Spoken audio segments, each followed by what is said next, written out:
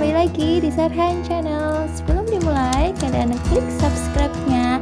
Dan setelah menonton video ini, jangan lupa klik like-nya juga ya. Kali ini kita akan membahas tentang cara mudah mengerjakan soal manajerial, sosial kultural, dan wawancara. Diawali dengan kompetensi manajerial, di mana ada integritas yang berkaitan dengan etika, jujur, dan bertanggung jawab atas tindakan atau keputusan beserta resiko yang menyertainya. Yang kedua, kerjasama, di mana kemampuan untuk menjalin, membina, mempertahankan hubungan kerja yang efektif, serta saling membantu dalam penyelesaian tugas untuk mencapai tujuan strategis organisasi. Yang ketiga, komunikasi, kata kuncinya menerangkan pandangan dan gagasan secara jelas, disertai argumentasi baik lisan maupun tertulis, serta mendengarkan secara aktif dan efektif. Yang keempat, orientasi terhadap hasil, memiliki komitmen pribadi yang tinggi untuk menyelesaikan tugas serta bertanggung jawab untuk keberhasilan organisasi. Yang kelima, pelayanan publik. Di sini intinya kita tidak memihak dan tidak diskriminatif serta tidak terpengaruh kepentingan pribadi, kelompok, golongan, atau partai politik. Jadi kita harus mementingkan kepentingan umum dibanding kepentingan pribadi. Keenam, pengembangan diri dan orang lain. Nah, di sini kita memiliki kemampuan untuk meningkatkan pengetahuan dan menyempurnakan keterampilan diri. Misalkan kita mengikuti seminar atau mengikuti workshop, dan sedangkan untuk orang lain kita memberikan saran, bantuan, serta bimbingan untuk mengembangkan potensi orang tersebut.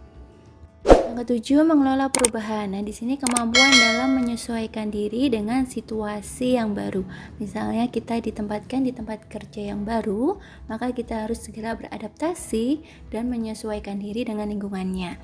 Selain itu, kita mendukung, melaksanakan, serta memimpin usaha untuk perubahan disertai dengan tanggung jawab.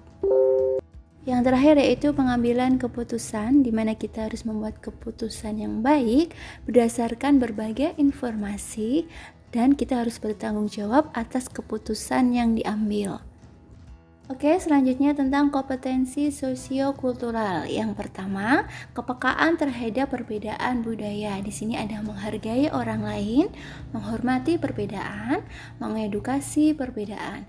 Yang kedua, kemampuan berhubungan sosial. Misalnya, saya mendengarkan pendapat, saya segera membantu. Dan yang ketiga, kepekaan terhadap konflik, di mana bisa menyelesaikan suatu masalah di lingkungan sekitar. Di sini ada keywordnya, saya akan mendamaikan. Nah, selanjutnya yang keempat, pengendalian diri, di mana kita bisa mengendalikan diri di situasi apapun agar tidak menyebabkan kerugian untuk orang lain ataupun sekitar. Dan yang terakhir, yang kelima, empati, kemampuan untuk memahami apa yang dirasakan orang lain. Contohnya, menghibur kawan yang sedang sedih, turut membantu teman yang kesulitan, dan menyampaikan rasa bela sungkawa. Dari soal-soal kompetensi manajerial, kompetensi sosiokultural, dan wawancara sebenarnya hampir sama. Jadi kadang kita tidak bisa membedakan mana yang manajerial, sosiokultural, bahkan wawancara.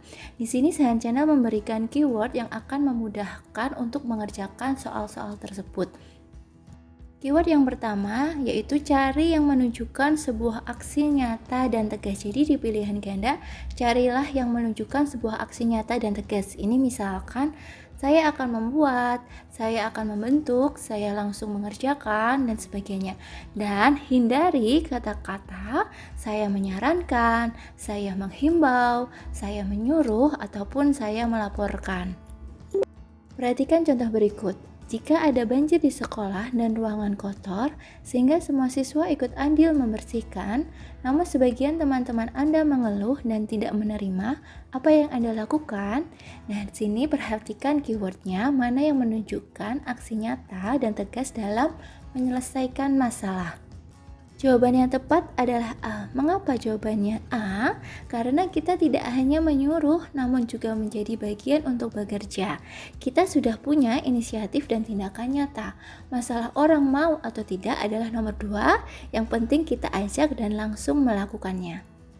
Keyword yang kedua, carilah yang menunjukkan etika yang baik. Contohnya, saya meminta maaf. Sebelumnya saya ucapkan terima kasih. Saya akan memuji dia terlebih dahulu. Saya akan menyapa dan menyalami dan sebagainya. Agar lebih paham, coba jawab contoh soal berikut.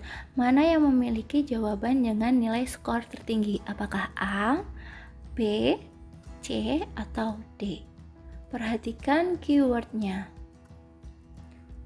Jawaban yang paling tepat yaitu yang C. Mengapa meminta maaf menjadi jawaban tertinggi?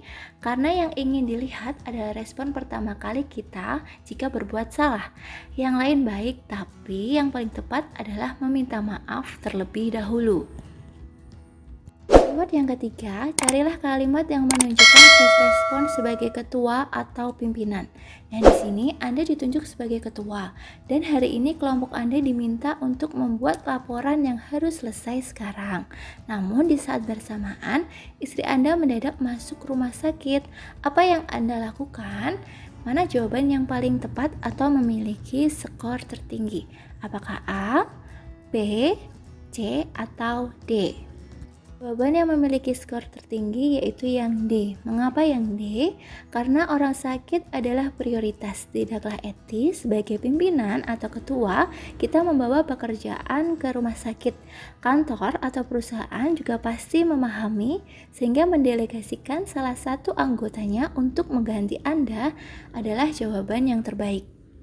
Keyword yang terakhir atau yang keempat, pahami konteks soal, apa yang menjadi objek, siapa pelaku, di mana lokasi kejadian pada soal. Sini ada contohnya, atasan saya seorang yang gaptek dengan IT, padahal perusahaan kami harus menggunakan internet dalam segala urusan. Apa yang Anda lakukan? Nah, mana jawaban yang memiliki skor tertinggi? Apakah A, B, C, atau D? Jawaban yang paling tepat adalah jawaban yang B. Mengapa? Karena di sini konteks yang menjadi objeknya adalah atasan. Tidak etis jika kita langsung bertindak tanpa bertanya karena dia atasan. Namun, jika objeknya itu setara atau bawahan, tanpa kita bertanya, kita harus ambil tindakan untuk mengajak rekan belajar. Jadi perhatikan konteks yang diminta. Objeknya siapa? Pantas atau tidakkah kita bertindak? Itulah tadi cara mudah untuk mengerjakan soal manajerial, sosial kultural, dan wawancara. Nah, pastikan pahami keywordnya agar kalian dapat mengerjakan soal-soal tersebut. Tak lupa subscribe and like ya.